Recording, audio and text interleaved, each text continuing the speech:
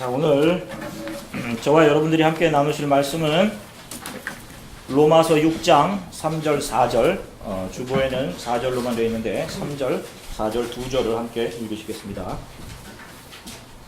로마서 6장 3절, 4절 두 절의 말씀입니다. 우리 한 목소리로 함께 읽으시겠습니다. 무릇 그리스도 예수와 합하여 세례를 받은 우리는 그의 죽으심과 합하여 세례를 받은 줄을 알지 못하느냐? 그러므로 우리가 죽음 안으로 세례를 받아 그분과 함께 묻혔나니 이것은 그리스도께서 아버지의 영광을 힘입어 죽은 자들로부터 일으켜진 것 같이 우리도 생명의 새로움 속에서 걷게 하려 함이라. 아멘. 잠시 기도하겠습니다. 사랑해 주님 감사합니다. 이제 저희들이 하나님 말씀 기다립니다. 하나님만이 우리의 피난처 되시고 우리의 힘과 능력 되심을 우리의 입으로 고백했습니다. 이것이 우리의 믿음의 근거가 될 수 있도록 성령께서 오셔서 하나님 우리 마음에 확신시켜 주시기를 원하고 선포되어지는 말씀을 붙잡고 한 주간을 예배자로 온전히 살아갈 수 있도록 하나님께서 우리를 위로하시고 다시금 용기 주시고 세워주시기를 간절히 소망합니다. 감사드리며 주 예수 그리스도 이름으로 기도드립니다. 아멘. 자, 할렐루야. 자, 여러분 한 주간 동안 잘 지내셨습니까? 자, 우리가 지난 시간에 우리의 신앙생활의 이유가 무엇인지를 살펴보았습니다.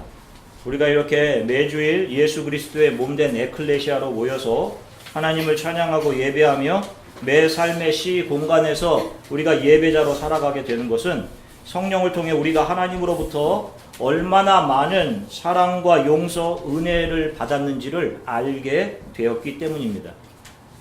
많이 받았기 때문에 우리가 하나님을 사랑하는 거예요. 여기에는 다른 그 어떤 이유가 있을 수 없다라고 이야기했습니다. 교회에 나오면서도 세상에서 잘 되는 것, 자신이 원하는 바가 이루어지는 것을 신앙의 목적으로 삼고 신앙생활하는 사람들은 세상을 사랑하는 것이지 하나님 아버지를 사랑하는 것이 아닌 것입니다. 자신이 아버지로부터 얼마나 많은 것을 받았는지를 모르는 자들인 거예요.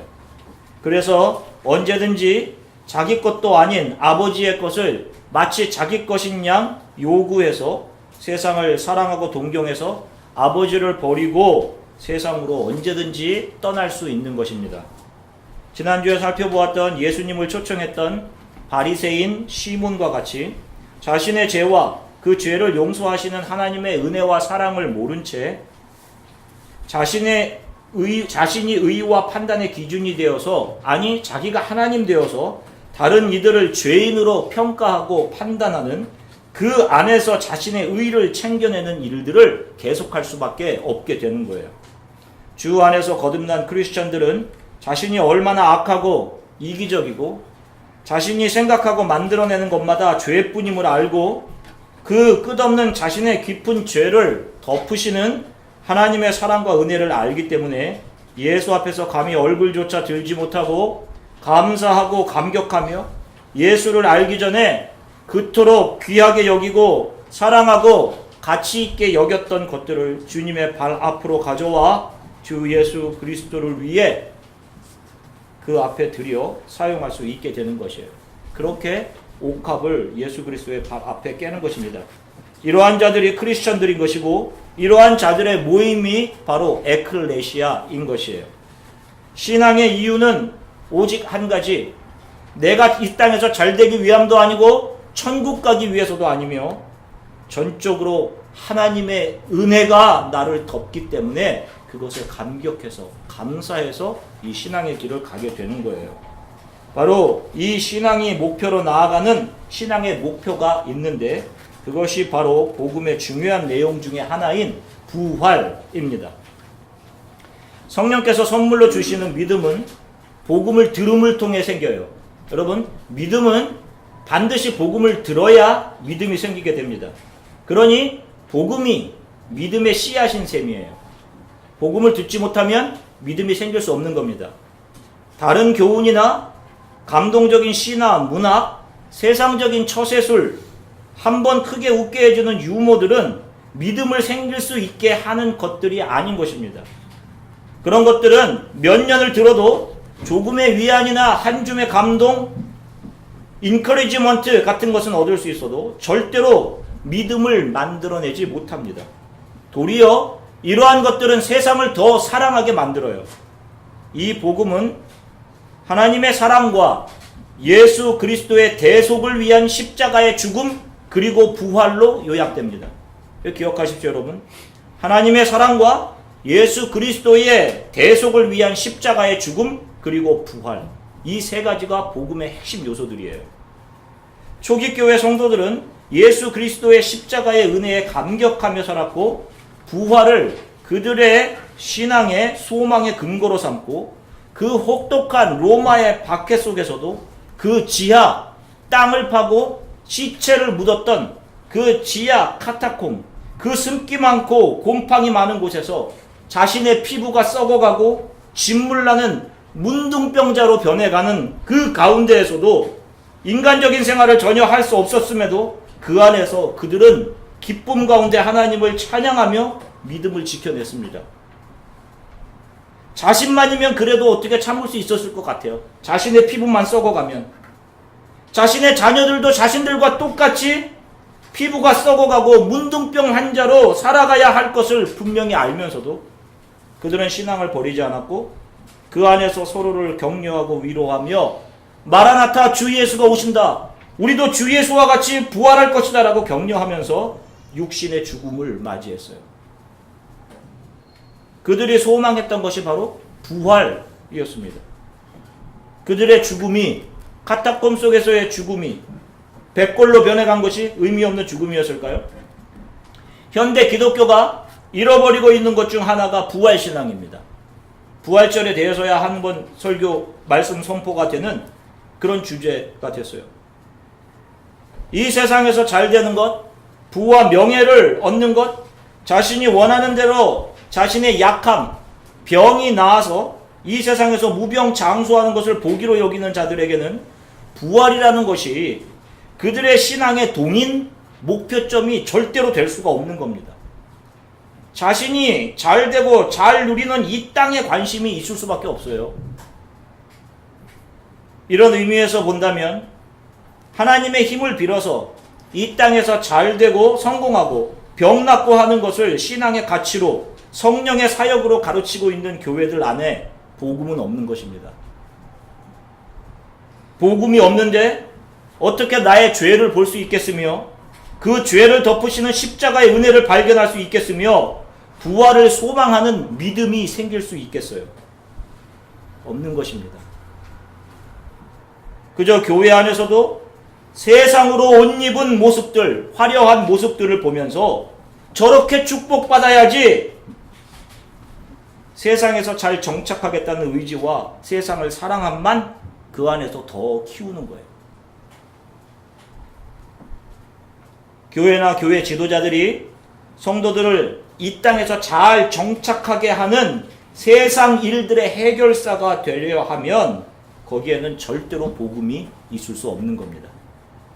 그런 교회는 스스로들은 살아있다라고 하지만 실상은 그 상태로 죽은 거예요.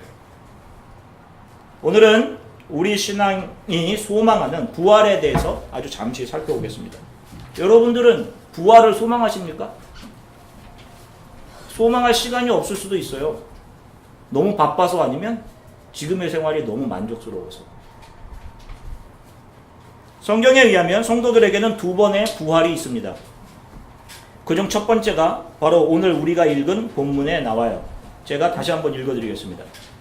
무릇 그리스도 예수와 합하여 세례를 받은 우리는 그의 죽으심과 합하여 세례를 받은 줄을 알지 못하느냐. 그러므로 우리가 죽음 안으로 세례를 받아 그분과 함께 묻혔나니 이것은 그리스도께서 아버지의 영광을 힘입어 죽은 자들로부터 일으켜진 것 같이 우리도 생명의 새로움 속에서 걷게 하려 함이라. 아멘. 오늘 본문은 우리가 세례를 통해서 예수와 함께 죽고 예수와 함께 다시 살아난 예수께서 다시 살아난 것 같이 우리도 예수와 함께 살아나는 상태를 부활이라고 이야기하고 있는 것입니다. 세례가 부활의 중요한 요소임을 알 수 있어요. 우리가 세례의 의미를 살펴본 적이 있습니다. 성경은 죽음과 다시 살아남을 세례라고 이야기하는데요. 전에 살펴본 것처럼 고린도전서 10장 1절 2절의 말씀을 같이 읽어보겠습니다. 고린도전서 10장 1절 2절입니다. 함께 읽겠습니다. 형제들아 나는 너희가 알지 못하기를 원하지 아니하노니 우리 조상들이 다 구름 아래 있고 바다 가운데로 지나며 모세에게 속하여 다 구름과 바다에서 세례를 받고 하나님의 백성이 되는데 반드시 필요했던 과정이 세례입니다. 성경은 이스라엘 백성들이 홍해를 건넌 사실을 세례라는 의미 안에 담아내고 있어요. 다시 말해서 당시 세상을 상징하던 이집트, 애굽에서 노예로 있던 상태에 대해서는 죽는 것이고 하나님의 약속의 산, 시내산 쪽을 향해 하나님의 백성으로 다시 살아나는 사건을 이야기하고 있는 것입니다. 첫 번째 부활은 예수 그리스도를 믿고 죄와 허물로 죽었던 상태에서 살아나는 것, 그 죽음의 상태에서 밖으로 건져내어지는 상태, 에클레시아로 불려내어진 상태를 바로 첫 번째 부활의 상태라고 이야기하는 것입니다. 이전에 자기 자신이 그토록 사랑하던 이 세상에 대해서 자기가 죽고 예수 그리스도 안에서 발견한 영원한 생명의 가치를 가장 자신의 삶의 귀한 가치로 여기게 되는 상태가 바로 첫 번째 부활의 상태인 것입니다.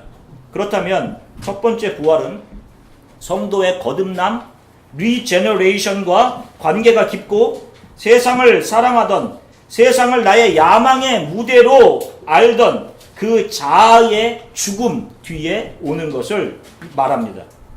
요한계시록 20장 4절부터 6절까지의 말씀을 우리가 한번 같이 읽어볼게요. 요한계시록 20장 4절부터 6절입니다. 함께 읽으시겠습니다.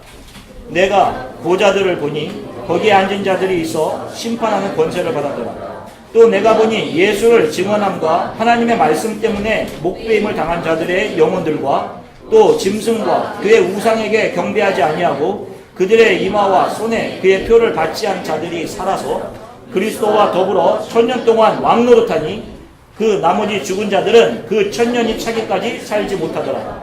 이는 첫째 부활이라. 이 첫째 부활에 참여하는 자들은 복이 있고 거룩하도다. 둘째 사망이 그들을 다스리는 권세가 없고 도리어 그들이 하나님과 그리스도의 제사장이 되어 1000년 동안 그리스도와 더불어 왕노릇 하시리라. 아멘. 자, 이 말씀을 보면 첫 번째 부활에 참여하게 되는 자들이 나옵니다. 먼저 첫 번째 부활이 있기 위해서는 첫 번째 죽음이 전제되어야 되겠죠? 죽음이 있어야 부활이 있는 것이니까요. 자, 첫 번째 그 죽음이 바로 하나님을 거역하고 스스로 하나님이 되어서 자신의 삶을 자신이 원하는 대로 이끌어 가고자 했던 아담 이후 모든 인간의 상태, 바로 그 상태, 죄와 허물로 죽은 상태, 이것이 첫 번째 죽음인 것입니다. 그리고 이 상태에서 바깥으로 불려내어진 자들이 바로 첫 번째 부활에 참여하게 된 자들, 예수 그리스도의 십자가의 은혜로 에클레시아로 불러내어진 사람들, 바로 교회인 것이에요. 성도.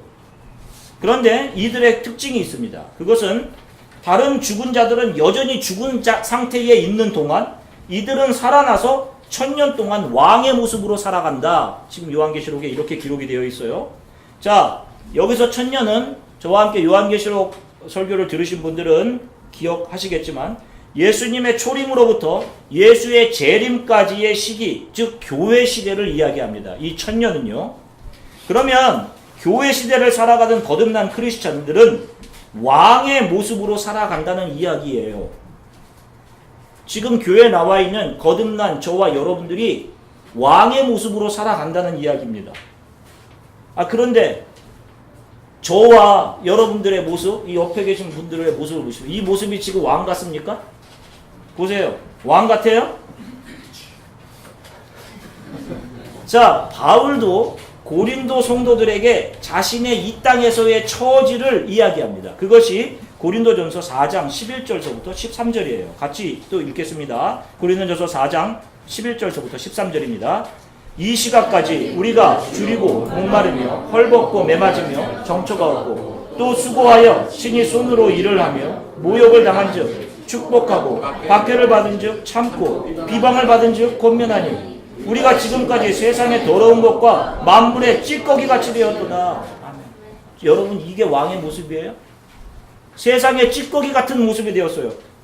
목마르며 헐벗고 매맞고 정처가 없고 수고하고 모욕을 당하는데 축복해요.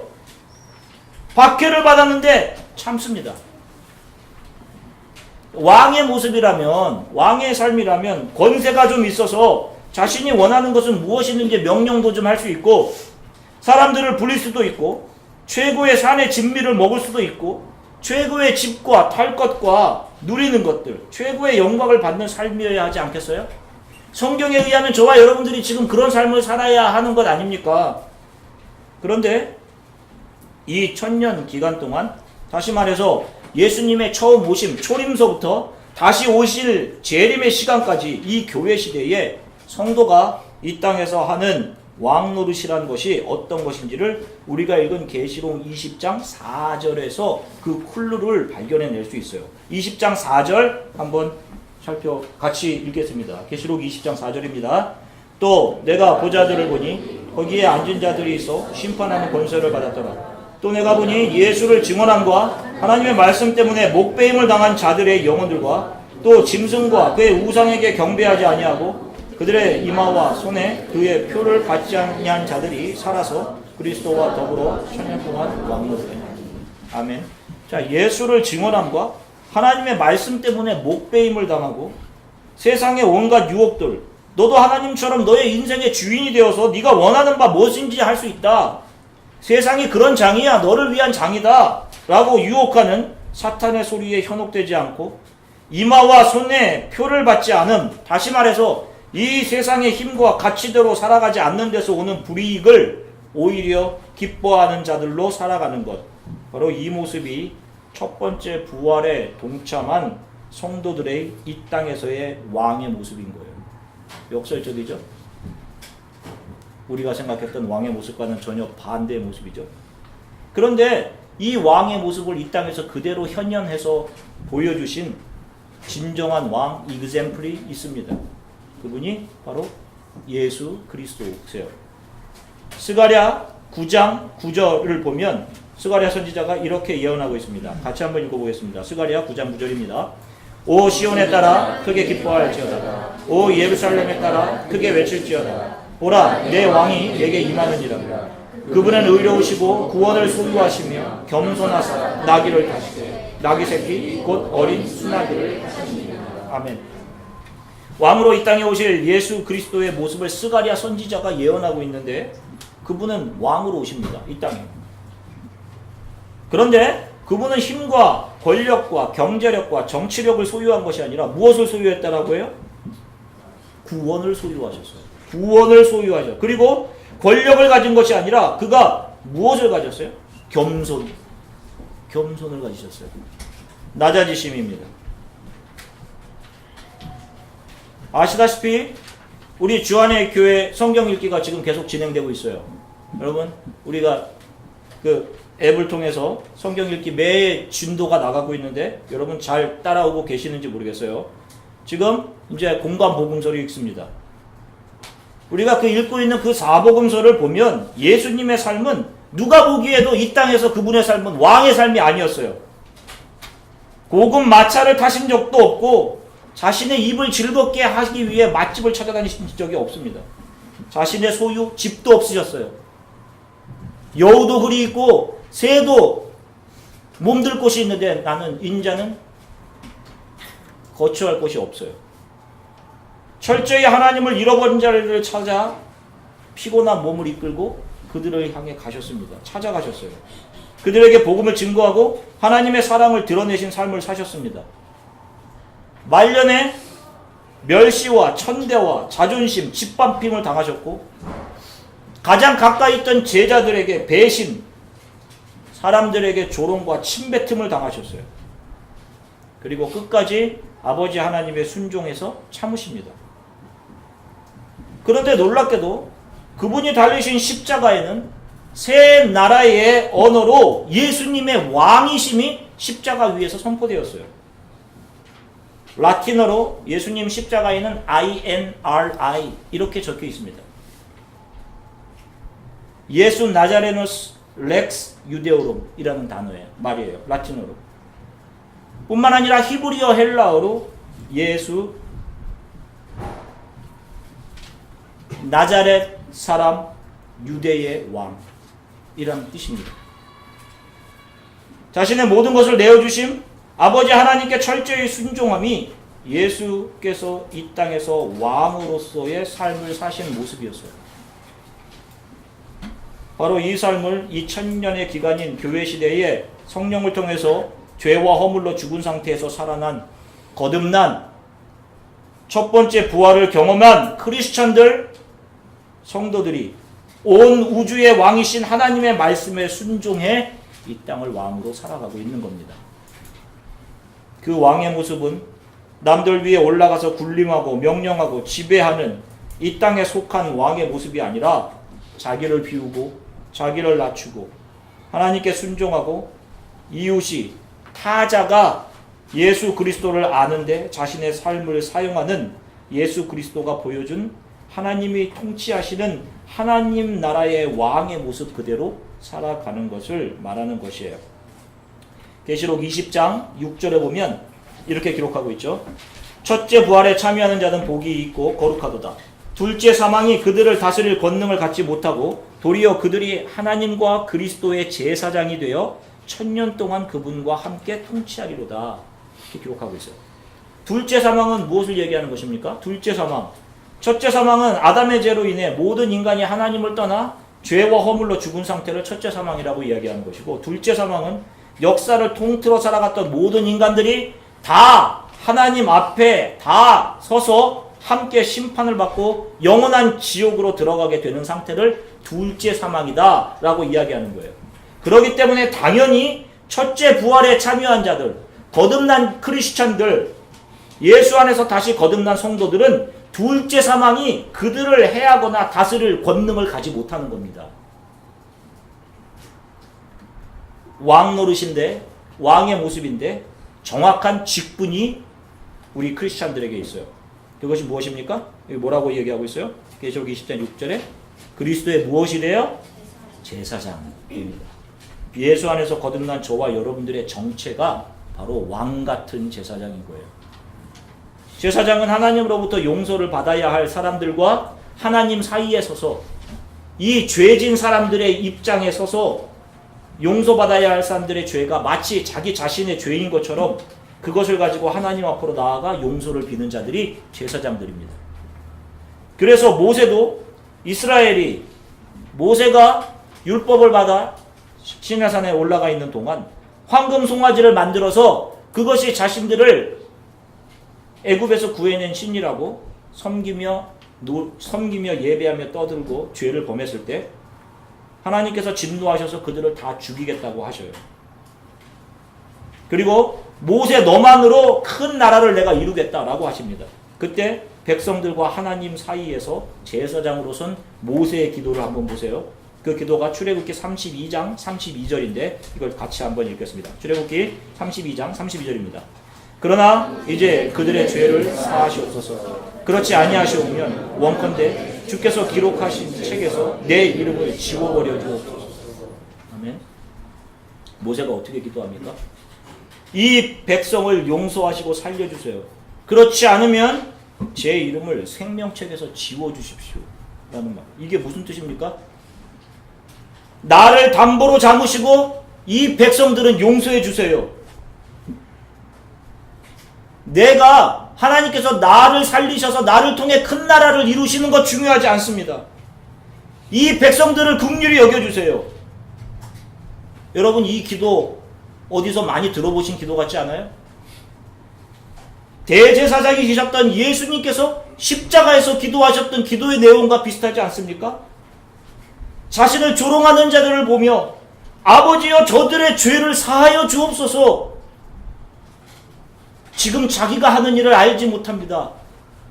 우리의 대제사장이 우리와 하나님 사이에서 우리의 죄를 가로막고 하늘을 향해 외치셨던 그 기도와 비슷하지 않아요? 어느 누가 지금 이 시대에 이런 기도를 합니까? 다 자기 일이 바쁘고 자기가 원하는 바를 기도하기에 바쁘지.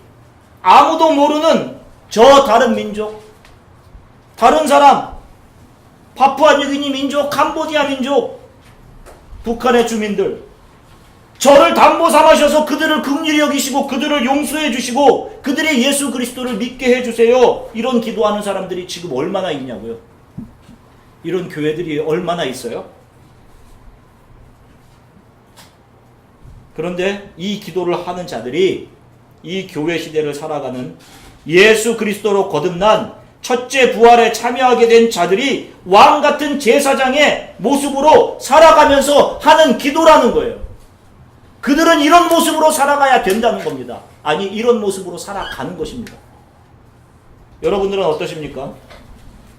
지금 그 하늘의 왕 노릇, 왕의 모습으로 이 땅을 살아가고 계세요?